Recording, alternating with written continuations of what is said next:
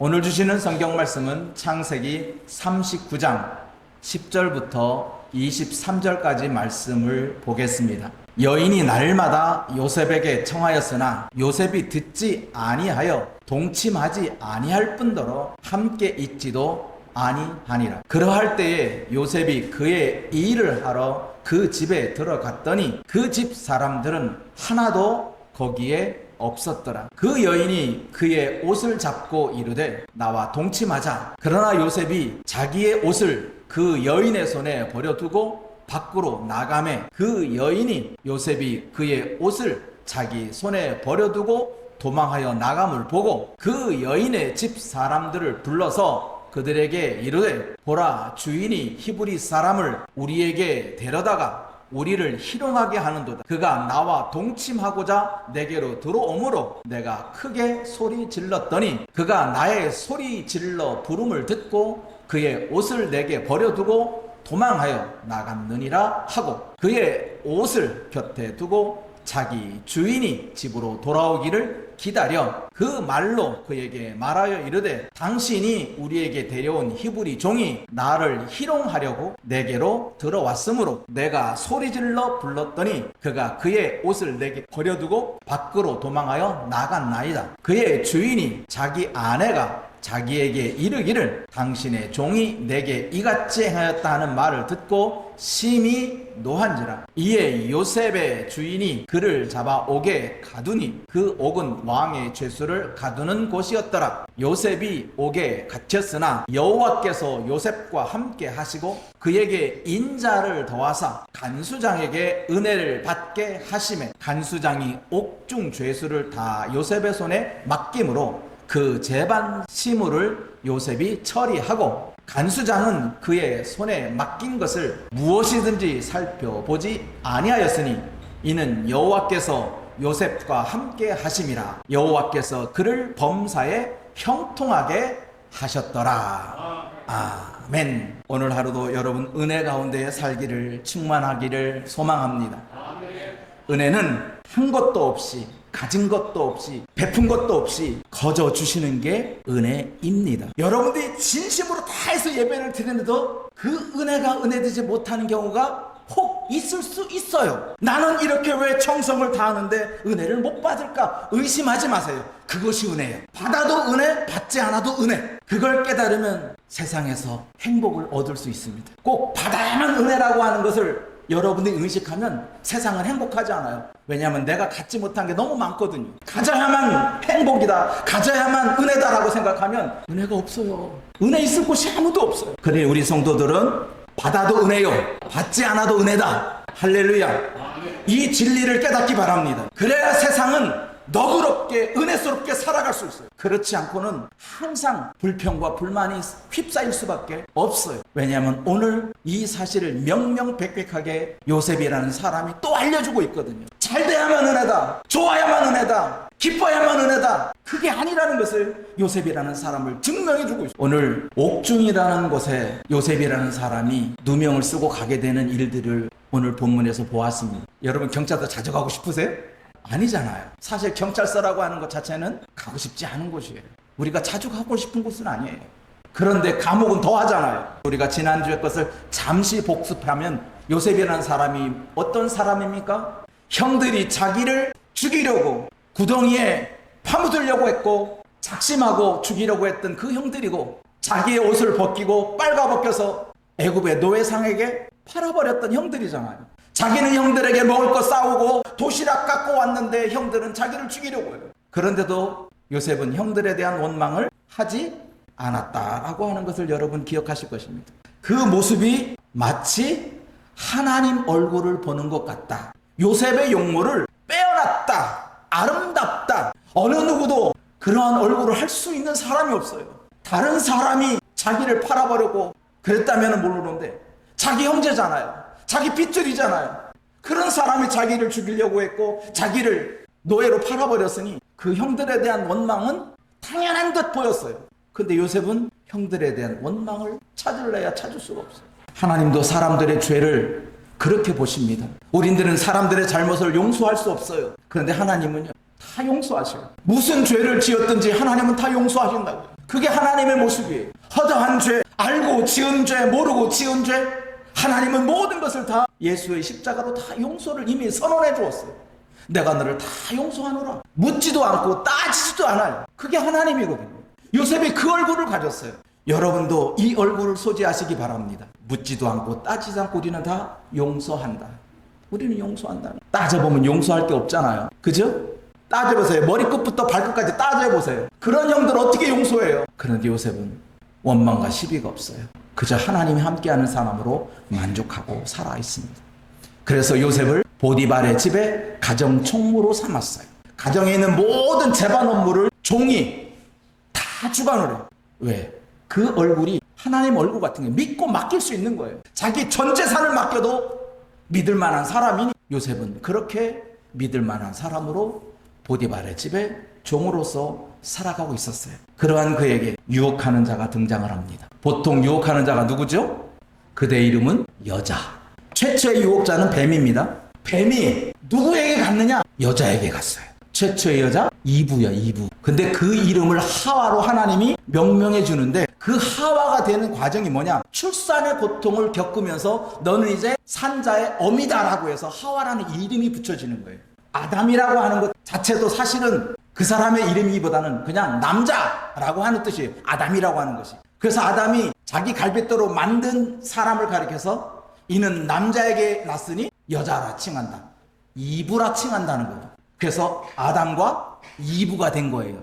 그랬는데 나중에 범죄하고 그 이브가 하나님께서 너는 이제 해산의 고통을 겪었으니 너는 이제 산자의 어미가 된다 해서 하와가 되는 겁니다. 그 최초의 유혹자인 뱀이 여자를 찾아서 여자여 여자여 하나님이 다 먹지 말라고 했더냐 다 먹으라고 했더냐 하면서 기억력 테스트를 합니다. 그랬더니 이 하와가 기억이 약간 헷갈렸어요. 그래서 아니야 하나님이 다 먹으라고 했지만 한 가지 하나님은 먹지 말라고 했는데 그 여자가 선악을 알게 하는 나무의 열매를 쳐다보니 보암직도 하고 먹음직도 하고 지혜롭게 할 만큼 탐스러운 나무. 근데 여기서 핵심이요. 여러분 사과나무 자체를 보고 유혹받는 사람 없어요. 그런데 사과나무에 사과가 빨간 사과가 탐스럽게 열리고 사람의 시선이 딱 가는 순간 뭐예요? 맛있겠다. 여러분 사과나무 자체 보고 맛있겠다 하는 사람 없어요. 열매를 보니까 먹고 싶은 거지. 갖고 싶은 거지. 욕심이 생기는 거예요. 그래서 결국 그 유혹에 하와가 넘어갔고 그 하와가 자기 남자에게도 줘서 먹게 만들었어요. 그래서 최초의 유혹자가 뱀의 유혹을 통해서 하와에게 왔고 하와가 자기 남자에게 줘서 아담도 범죄에 이르게 된 거예요. 유혹에 넘어가게 된 거예요. 이런 과정이 최초의 사건 속에서 벌어지고 있습니다. 요셉에게도 유혹하는 여자가 있었어요. 여자. 그런데 그게 남편 있는 여자야. 남편 있는 여자. 그것도 자기 주인의 아내. 그런 여자가 꼬리를 치는 거예요. 39장 7절. 그 후에 그의 주인의 아내가 요셉에게 뭐 했대요? 눈짓했대. 어떻게 했는지는 모르겠지만 한쪽 눈을 감기 시작한 거야. 이렇게. 뭐 하자고? 우리 집에 빈방이 많아. 그래 나와 저 함께 빈방에 가자 이거야. 야 대단한 권세자가 권세를 가진 자의 유혹이에요. 근데 요셉은 어떤 위치에 있어요? 종이단 말이에요. 주인의 아내의 급과 자신의 급은 차이가 나도 너무 많이 차이가 나요. 그런데 그 엄청난 차이, 엄청난 유혹이 요셉에게 있어요. 상상할 수 없는 그 유혹이에요. 유혹은 상상할 수 없을 만큼 오는 거예요. 그게 유혹이에요. 생각할 수 있는 유혹은 유혹도 아니에요. 여러분도 마찬가지예요. 아 마귀가 와서 나를 꼬신다 라고 하면 여러분 100% 유혹에 안 넘어가지요. 그런데 믿을 만한 사람이 나를 꼬셔. 그러면 마귀가 와서 꼬시는 것은 100% 이길 수 있지만 믿는 자가 와서 유혹한다면 더욱 그렇죠. 그래서 우리 신앙생활에서 가장 조심해야 될 일이 교회 생활이에요. 믿는 사람이 가장 시험을 유혹을 당하는 장소가 어디냐? 교회 바깥에 아니에요. 세상 교회 바깥에서 당하는 유혹은 우리 얼마든 이겨나갈 수 있어요. 근데 교회 안에서 일어나는 그 유혹은 이겨나가기가 너무나 힘들어요. 왜? 그런 분별력이 없기 때문에. 주인의 아내가 그 집에서 가장 으뜸된다고 하는 그 여인이 눈짓하여서 유혹을 퍼붓고 있어요. 요셉은 뭐 했다고요? 거절했대요. 참 대단해요. 종으로서 그래 주인의 아내와 인생을 한번 즐겨보자 하면 그 자리가 얼마나 편안한 자리인지 상상할 수 있을 거예요. 그런데 요셉은 단칼에 거절했어요. 나한테 눈짓하지 마 이거야. 나한테 눈짓하지 마. 당신은 당신 남편의 것이야. 다른 남자에게 눈짓해서 안 되는 거야. 한 아내와 한 남편이 돼서 다른 남자나 다른 여자에게 눈짓하는 것은 옳은 일이 아니다 하면서 거절해버린 거야. 단칼에. 그러면서 하는 말이에요. 저는 여러분에게 악과 죄를 생각해 보려고 합니다. 사람은 악한 것이 죄인 줄을 알지 못해요. 곧 이런 겁니다. 여러분, 다른 사람을 미워하는 것이 죄가 됩니까? 안 됩니까? 우리는 분명히 다른 사람에서 악한 말을 하는 것이 죄인 줄 알아요. 인지하고 있어요. 그런데 다른 사람을 악하게 생각하는 그 상황이 어쩔 수 없이 나는 저 사람을 저런 행동을 했기 때문에 내가 저 사람을 악하게 생각하는 것은 온전한 것이야, 타당한 것이야 라고 하면서 그것이 죄인 줄 알지 못해요. 상황이 죄를 없이 해버려요. 안 돼요. 어떠한 상황에도 악은 죄가 되는 거예요. 어떠한 상황이기 때문에 나는 저 사람에 대해서 욕을 해도 괜찮다. 저 사람이 내게 침을 뱉었기 때문에 내가 저 사람을 나가 뒤져라. 그것이 자기의 죄인 줄을 깨닫지 못하면 이 세상은 변화될 수 없어요. 바뀔 수 없어요. 그러므로 믿는 사람들은 상황이 죄를 없이 할 수 없는 것처럼 우리는 어떠한 상황에서 악한 일을 했더라도 그 악한 것 자체가 어떤 상황에 처하든지 그 악 자체가 죄인 줄 아시기를 바랍니다. 그래서 요셉이 유혹을 이길 수가 있었던 거예요. 분명히 당신이 내게 눈짓해서 그래 우리 둘만이 아는 비밀이야 썸씽을 타버리면 이거는 나는 잘못 없어. 저 여자가 주인이 나는 종이니까 주인이 시키는 대로 나는 그냥 따라간 것 뿐이야. 그렇잖아요. 종이라고 하는 위치가 주인이 시키면 시키는 대로 하는 것이 종이기 때문에 얼마든지 상황을 묘현할 수 있고 상황을 설명할 수 있어요. 근데 요셉은 그것이 죄라는 걸 알렸어요. 그 악한 일을 하는 것이 죄인 줄 알았기 때문에 나는 그 악을 저지를 수 없다는 거예요. 그래서 내가 어찌 이 큰 악을 행하여 하나님께 죄를 짓겠느냐. 이건 당신과 동침하는 것이 당신의 유혹을 채워주는 것이 당신의 성적인 욕구를 채워주는 것이 악으로 끝나는 게 아니다. 악으로 끝나는 게 아니라 그것은 바로 하나님 앞에 죄를 짓는 것이다. 그래서 나는 하나님 앞에 죄를 지을 수 없다라고 해서 거절하는 거예요. 우리 또한 이 하나님 앞에서 죄를 지을 수 없기 때문에 우리는 끝없이 관용하고 용서해주고 그렇게 인생을 베풀면서 살아야 되는 이유가 여기에 있는 거예요. 왜? 내가 누군가를 미워한다면 그것은 하나님 앞에 죄가 되기 때문에 나는 죄를 지을 수 없어. 하나님 앞에 더더욱 죄를 지을 수 없기 때문에 나는 그 악을 품을 수 없고, 그래서 악을 품었을 때는 어떻게 하라고 그래요? 해가 지기 전에 가서 그 악을 풀고 와라. 다음 날까지 쌓아두지 마라.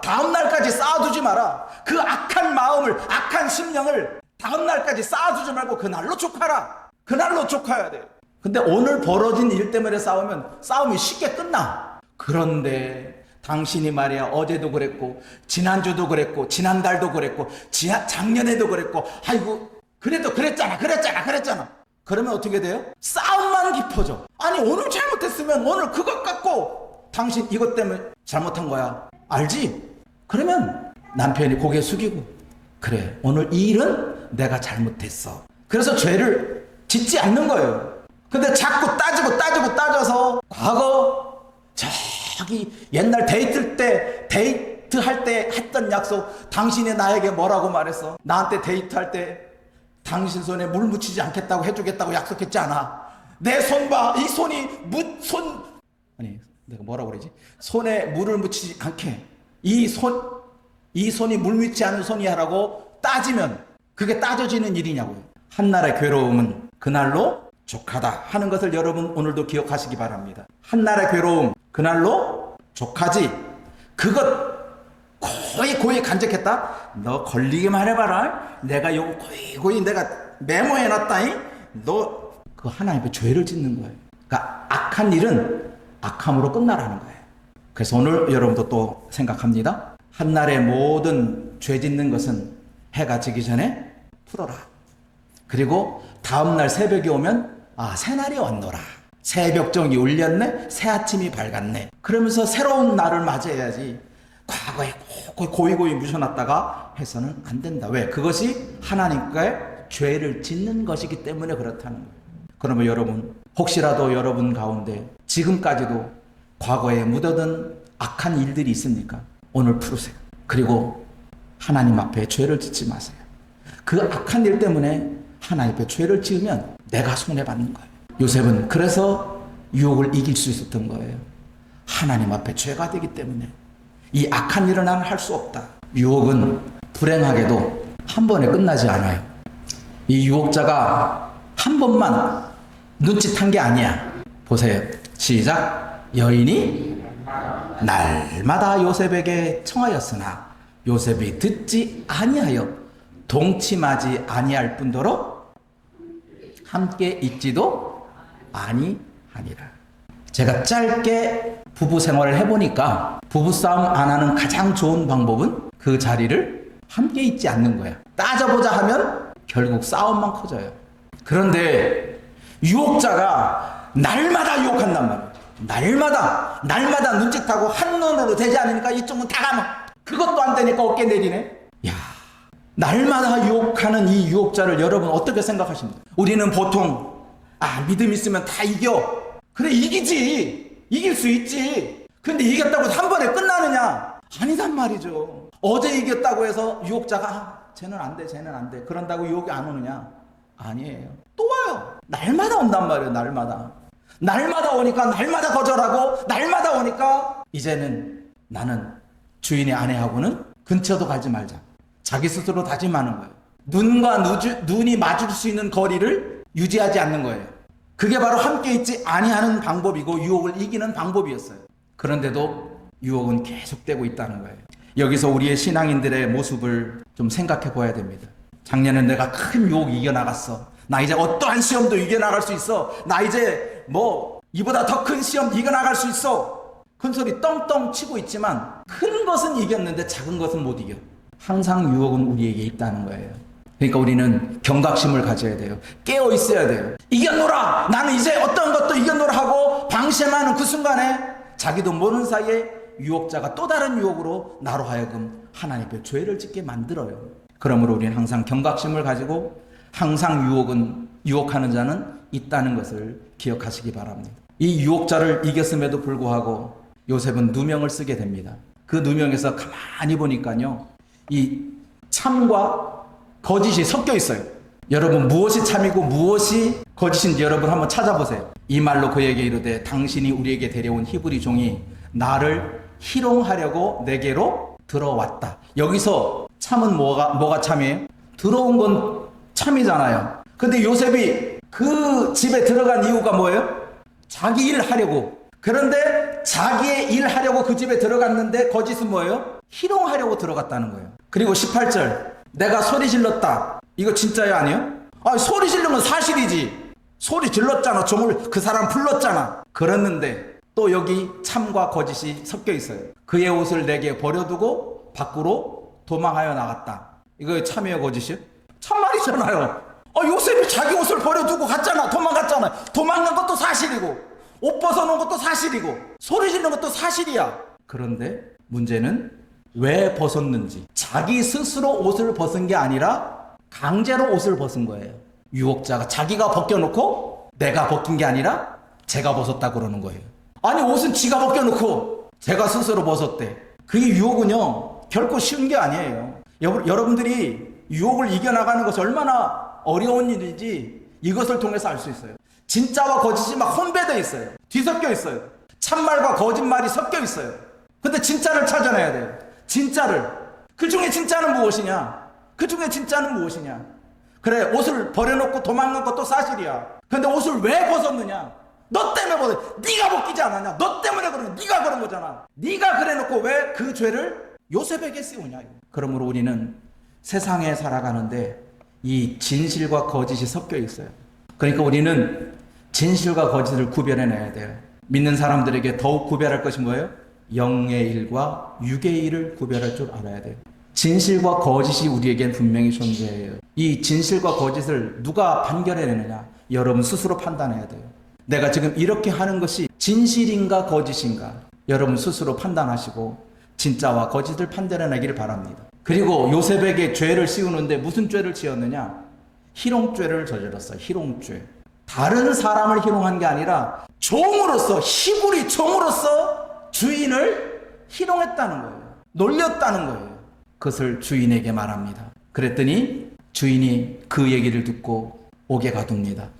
근데 그 옥이 어떤 옥이다? 왕의 죄수를 가두는 곳이다. 그러면 무슨 뜻이에요?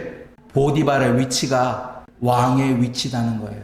왜? 왕의 죄수를 가두는 그 감옥에 자기의 죄인을 가둘 수 있는 사람은 동급밖에 없어요. 왕의 위치까지 가야만 그것이 가능한 일이지, 그건 왕의 죄인만 취급하는데 자기의 죄인을 거기에 가둔다? 그거는 왕이 알면 크게 경노할 일이요. 크게 경노해서 어떤 일이 벌어질지 몰라. 보디발의 위치가 그런 신뢰를 가지고 있는, 왕의 신뢰를 갖고 있는 그런 위치라는 것을 여기 알게 돼요. 그런데 그 옥중에서 무슨 일이 벌어지는지 참 놀랍습니다. 첫 번째 놀라운 것은 하나님께서 은혜를 그곳에도 주신다는 거예요. 어떻게 주는지 볼까요? 시작. 여호와께서 요셉과 함께 하시고 그에게 인자를 더하사. 이게 어려운 말인데요. 쉽게 말하면 사랑이에요. 인자가 사랑이거든요. 요셉에게 더 안아주었다는 거예요. 하나님이 감옥에 있는, 옥중에 있는 요셉이 보디발의 집에 있을 때보다 하나님께서 그를 더욱 사랑해 줬다는 거예요. 왜? 옥중에 있기 때문에. 네가 이렇게 어려운 누명을 당하고 네가 유혹을 이겨내고 승리했는데 네가 지금 이 감옥에 처 있구나. 그러면서 그를 더 안아준 거예요. 사랑해 준 거예요. 그리고 더욱 간수장에게도 은혜를 받게 하셨다. 그러니까 요셉도 하나님의 인자하심이 더해졌고 그 감옥을 지키는 간수장도 은혜를 받게 된 것이란 말이에요. 그러니까 요셉과 관련된 모든 사람들이 은혜를 받게 되는 거예요. 그래서 요셉이 받은 은혜를 보면 다른 거 없어요. 요셉이 감옥에 들어가서도 간수장에게, 간수장이가 나 억울합니다. 분통합니다. 나 항고하겠습니다. 법원에 가서 고발하겠습니다. 막 그렇게 원망하면서 지낸 게 아니에요.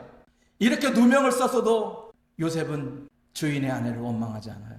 거기에 감동을 받는 거예요. 충분히 너는 원망할 만한 자격이 있고 너를 이렇게 감옥에 쳐는 그 못된 유혹자를 욕해도 당연한 건데 요셉은 원망하지 않습니다. 그러니 그 간수장이 참 너는 참 이런 와중에도 너는 그 사람을 미워하지 않는구나 하면서 요셉을 더욱 높은 자리에 앉게 됩니다.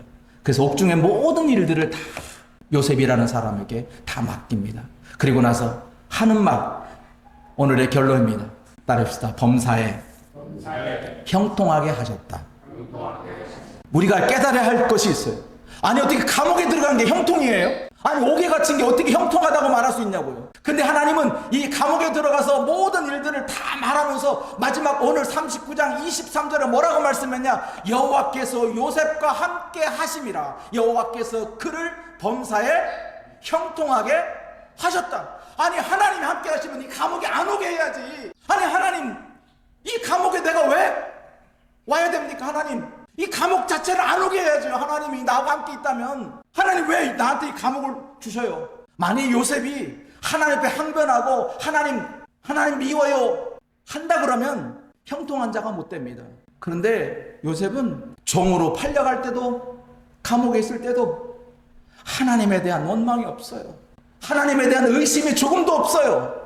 어려움을 당했다고 해서 하나님이 안 계시고, 어려움을 당하였다고 해서 하나님 어디 계시냐고 묻지도 않으셔요. 이게 요셉이 받은 옥중에서의 은혜예요. 요셉이 옥중에서 이런 은혜를 받지 못했다면 그는 옥중에서 원망하는 자로, 그야말로 그냥 인생을 포기하고 싶은 그런 사람으로 살아갈 수밖에 없었어요. 근데 요셉이라는 사람은 거기에 연연하지 않거든요. 왜냐하면 하나님의 사랑이니까. 하나님을 사랑하든 조금도 의심 없으니까. 그래서 오늘 결론으로 저는 마태복음 24장 10절부터 13절까지 말씀을 여러분과 함께 읽고 마무리하려고 합니다. 그때에 많은 사람이 실족하게 되어 서로 잡아주고 서로 미워하겠으며 거짓 선지자가 많이 일어나 많은 사람을 미혹하겠으며 불법이 성함으로 많은 사람의 사랑이 식어지리라. 그때가 어느 때인데요? 예수님께서 가까이 오실 그때예요. 여기서 저는 실족한다라고 하는 말에 우리 도전을 여러분과 함께 제가 도전을 받았으면 좋겠어요. 이건 믿는 자들이 실족하는 거지 믿지 않는 자들이 실족하는 건 실족도 아니에요.